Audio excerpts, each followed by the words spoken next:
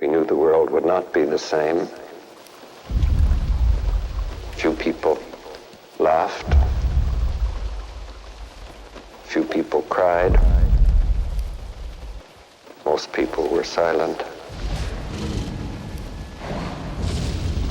Now I am become death, the destroyer of worlds. I suppose we all thought that, one way or another. As the release date of Chris Nolan's latest picture Oppenheimer approaches, I've been thinking a lot about the man the film is based on. He's a figure I've been fascinated by since I first started learning about the atomic bomb and the Manhattan Project back at school. His life and career make him one of the most interesting people of the 20th century, but I won't attempt to cover all that in this video. I'll leave that to Nolan. What I want to talk about is a detail I've always found curious about the movie Jurassic Park. In a couple of shots stuck to the computer monitor of the park's saboteur, Dennis Nedry, we see a photograph of Robert Oppenheimer accompanied by the words "beginning of baby boom" and a doodle of a mushroom cloud. The film pays special attention in showing you his photo, giving it the full frame as the shot pans over to his desk. I want to go over what this is about, why Nedry has this photo, what it might mean to him, and what it symbolises for the filmmakers and the themes of the movie. I've known about the photo for years, and I've even had Oppenheimer pop up in some of my older Jurassic videos. Now I am become death, the destroyer of worlds. Yeah. I've always found him to be a really compelling figure. The sort of intense, haunted air that he exudes, the language that he uses, this sort of meek silhouette hidden under that massive hat. Yeah, there's just something about him. But what's his relevance to Jurassic Park? Is there any overlap between the atomic bomb and genetically engineered dinosaurs? Well, yeah, I think there is. When you see something that is technically sweet, you go ahead and do it, and you argue about what to do about it only after you have had your technical success.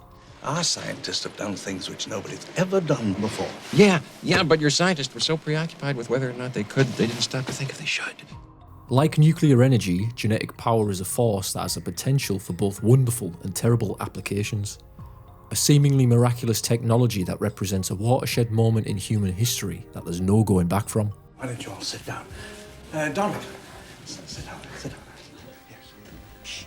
Technologies like this often get compared to the opening of Pandora's box, or Pandora's jar to be more accurate. Turns out it was a bad translation. Cheers, Erasmus. But it's more than just some doom and gloom echoing of the classics to sound smart. It's the perfect template for what these forces truly are. In the Greek myth, Pandora is warned not to look into the jar gifted to her by the gods, but gives into her curiosity and opens it.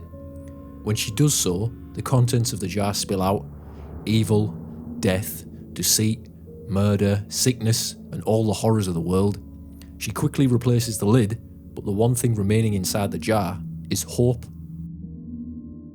What's amazing about this story, written thousands of years ago, is that it can be applied to nearly every major breakthrough in technology throughout human history, right up to today. Gunpowder, guns, electricity, air travel, nuclear energy, the internet, social media, and AI, especially AI.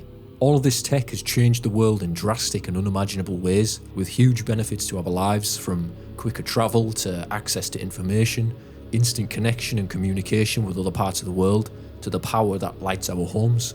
But just like the Pandora myth, these seemingly perfect advancements or gifts also inevitably come with their opposite. We get electric power, but we also get electrocution. We get nuclear power, but we also get radiation and the bomb. We get the internet, but we also get TikTok. We get genetic engineering, but we also get eaten by a T-Rex on the toilet. The fact that the Greeks seem to understand this all those years ago is mind-blowing, and why you need to read the fucking classics. Second only to the Prometheus creation myth, which is Jurassic Park in a nutshell, Pandora has the most relevance to the film and science fiction storytelling in general.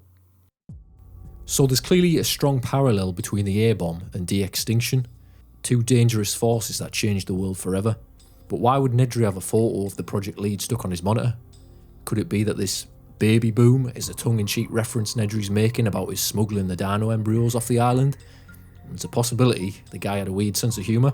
I'm gonna run you over when I come back down. The film clearly wants us to associate Nedry with Oppenheimer, and in this story he is indeed the bringer of death. It's his actions of sabotage that destroy the world of Jurassic Park, with a bit of help from that other branch of mathematics, chaos theory. The man of science lives always at the edge of mystery, surrounded by it, struggling to make partial order in total chaos. Additionally, the nuke dropped on Nagasaki was codenamed Fat Man, and Jurassic Park is literally destroyed by a fat man. So, I guess there could be something there.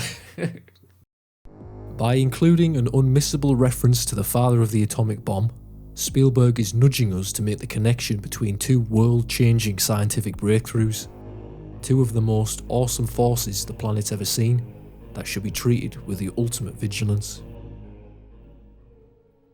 Back in the early 90s, when Jurassic Park came out, people believed the internet would break down the barriers between the people of the world.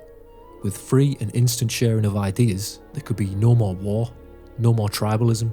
Today, we know that that isn't the case, and tribalism appears worse than ever, as a direct result of the connection afforded by social media. We self-organise into groups with others possessing the same views as us. We share and spread only the information that supports our own opinions. We attack the ideas that we fear or feel threatened by. We cancel, we conspire, we control. We're fed timelines of eye-catching and outrageous content designed to provoke our basest emotions so that we can't look away. Extreme and exaggerated expressions of anger, hate, love, lust, hysteria, paranoia, and nostalgia tailored to your data to maximise engagement and profits. We think you might like because you watched. If you like that, you'll love this. All watched over by algorithms of loving grace. The wondrous gift came at a terrible price. Just like nuclear energy. Just like genetic engineering. I think myself that if we had acted wisely and thoughtfully, we might have been freed of our rather blasphemous sense of omnipotence and our delusions about the effectiveness of secrecy, and that we might have turned our society toward a healthier vision of a future worth living for, an increased dedication to knowledge and to truth.